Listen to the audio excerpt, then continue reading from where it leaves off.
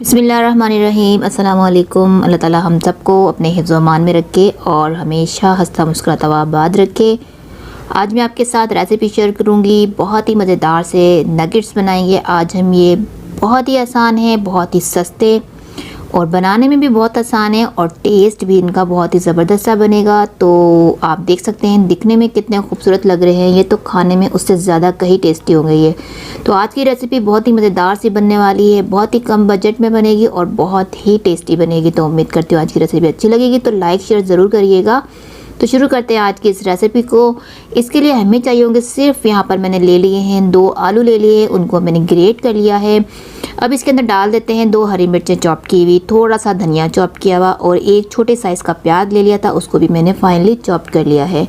थोड़ी सी अजवाइन डाल देंगे और इसके अंदर डाल देंगे हम हाफ़ टी स्पून कुटी हुई काली मिर्चें, 1 टीस्पून नमक ऐड कर देंगे, 1 टीस्पून चिली फ्लेक्स ऐड करेंगे और इसके अलावा इसके अंदर हम ऐड कर देंगे 1 टीस्पून चाट मसाला। बहुत ही अच्छा सा फ्लेवर देगा इसके अंदर, चटपटा सा। और इसके साथ ही हम डाल देंगे इसके अंदर 1 टीस्पून चिली सॉस डाल देंगे और इसके साथ हम डाल देंगे 1 टीस्पून सोया सॉस। ये दोनों सॉस इसके अंदर जाएंगे तो इसका फ्लेवर और भी ज़्यादा टेस्टी बना देंगे।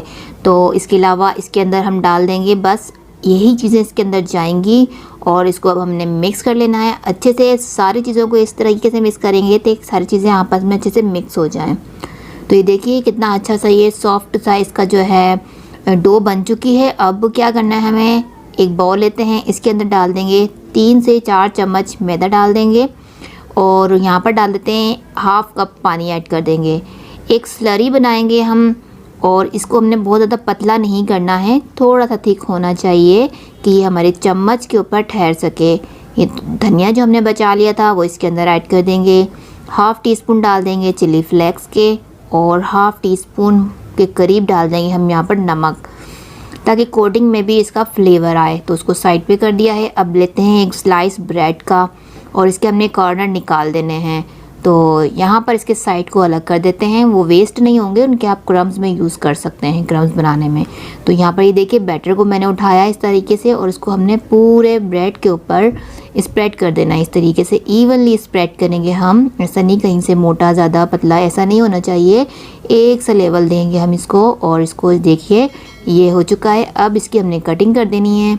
तो यहाँ पर मैं इसको स्क्वायर शेप में ही बना रही हूँ, जो कि ओरिजिनल नगेट्स का शेप होता है। तो यहाँ पर देख सकते हैं ये बिल्कुल इसके अंदर कोट हो चुके हैं। तो सारी ब्रेड के मैंने ऊपर से लगा के रख लिया था, अब कटिंग में आपके सामने कर रही हूँ। तो सबको मैंने एक ही शेप दे दिया है और ये इक्वल साइज में बनेंगे। तो इस तरीके से बनाकर आप इसको यहाँ पर कोट करके क्रम्स में इसको फ्रीज़ भी कर सकते हैं। तो ये देखिए कितने सारे स्नैक बन चुके हैं हमारे 2 आलू के अंदर और यहाँ पर हमने देखिए कितने मज़ेदार से ही लग रहे हैं। अब इसकी बारी आती है इसको कोटिंग कैसे करनी है हमें। तो जो हमने स्लरी बनाई थी यहाँ पर ये देखिए इसको दोबारा फिर से मिक्स करते हैं और इसके अंदर डाल देंगे अब ये हम जो हमने बनाया है और इसके अलावा इसके अंदर लेंगे ब्रेड क्रम्स। तो यहाँ पर इसके अंदर हमने कोट करना है और इस तरीके से इसको निकाल कर क्रम्स के ऊपर रख देंगे और इस तरह से इसकी कोटिंग कर लेंगे। तो ये देखिए कहीं से भी आपको लगेगा नहीं ये कि ये हमने ब्रेड से बनाया है, बिल्कुल ओरिजिनल नगेट्स का शेप आ गया है इसके अंदर।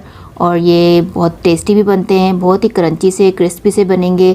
आप इसको एक बार ज़रूर ट्राई करिएगा, ये बहुत पसंद आएंगे सबको, बच्चों बड़ों सबके फेवरेट हैं। आप इसको बनाकर स्टोर कर सकते हैं। रमज़ान मुबारक आ रहा है, वहाँ पर आप इसको फ्रीज़ कर कर रखें और जब आपका दिल चाहे फ़ौरन अफ्तार के टाइम पे निकालें और इसको फ्राई करें तो फ्रेश से कलर के साथ ये आपके सामने आ जाएंगे। तो यहाँ पर ये देखिए मैंने फ्राई कर लेना है, ऑयल हमारा अच्छे से गर्म होना चाहिए और इसको हमने फ्राई करना है। अब कलर अच्छा आने पर इसके हमने साइड को चेंज कर देना है और इसको हमने हिलाते हुए फोक से और सारे को एक सा कलर दे लेंगे। तो साइड को चेंज करेंगे और इसको फ्राई करेंगे हम मीडियम टू लो फ्लेम पर, ताकि अच्छे से इसके अंदर कलर आ सके। अगर हम हाई फ्लेम थोड़ा सा कर देते हैं तो कलर जो है हमारा ऐसा खूबसूरत सा नहीं आता। तो यहाँ पर ये देखिए कितना अच्छा सा गोल्डन सा कलर आ चुका है। तो इसको हम निकाल देंगे और अपने प्लेटर में रखेंगे।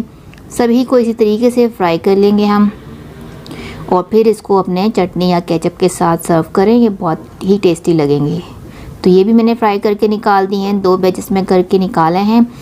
अब आप इसको सर्व कर सकते हैं अपने मेहमानों के आगे टी टाइम में, या फिर आप अपने रमज़ान में इसको बनाकर फ्रीज़ करके रख सकते हैं और अपने अफ्तारी को इससे टेस्टफुल बना सकते हैं। तो इतने मज़ेदार, इतने सस्ते, इतने आसान नगेट्स आपने पहले ना बनाए होंगे और ना ही खाए होंगे। तो एक बार ज़रूर इसको ट्राई कीजिएगा, बहुत ही अच्छे लगेंगे। तो वीडियो को लाइक शेयर करना मत भूलिएगा। चैनल पर नए हैं, सब्सक्राइब नहीं किया है तो वो भी जल्दी से करते जाइएगा। सो अपना बहुत सारा ख्याल रखिएगा, मुझे अपनी दुआओं में याद रखा करें। मिलती हूँ नेक्स्ट वीडियो में। अल्लाह हाफ़िज़।